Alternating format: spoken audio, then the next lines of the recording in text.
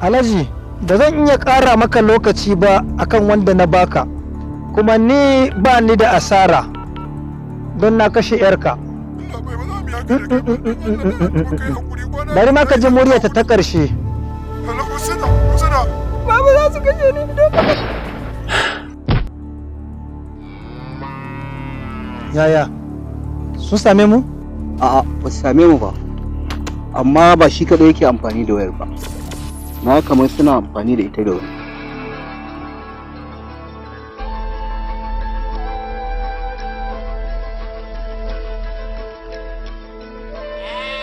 Wai yanzu duk irin waɗannan ɗan ayyukan kin gabari kina hutawa mana in dawo in ringa yi.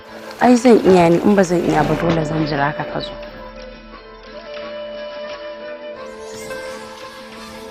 Me kyan ka samu min ciku? Me kyan ce ka duwa ta gani? Ba fa na son wasa.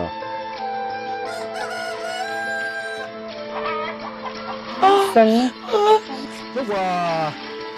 Tanko. Ai da na san ruwa ke je ɗebowa da ni zan bi ki na ɗauko a kai. Kai.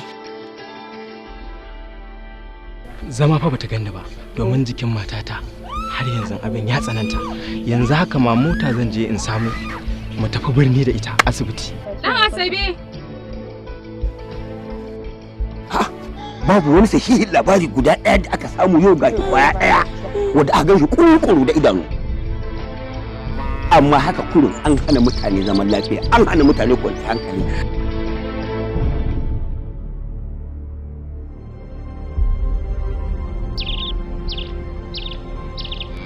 Akwai mashiga ƙwaya ɗaya wata suke bi za su je cin kasuwa.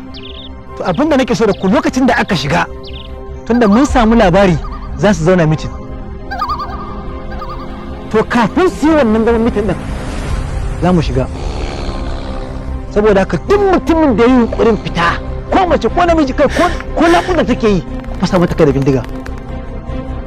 Ai bakin ciki ne, kan abin da za ku je bakin ciki.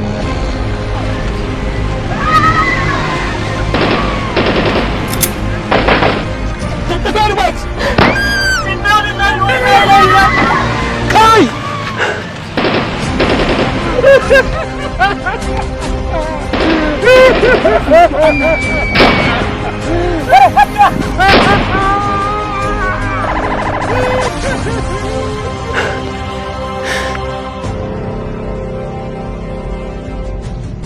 Muna sayayen mu. Allah ka kawo mana lauki.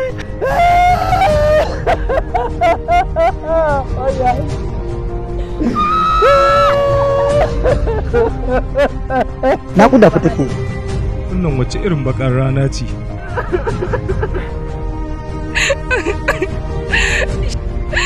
Za mu dawo yadda muke da kuwa.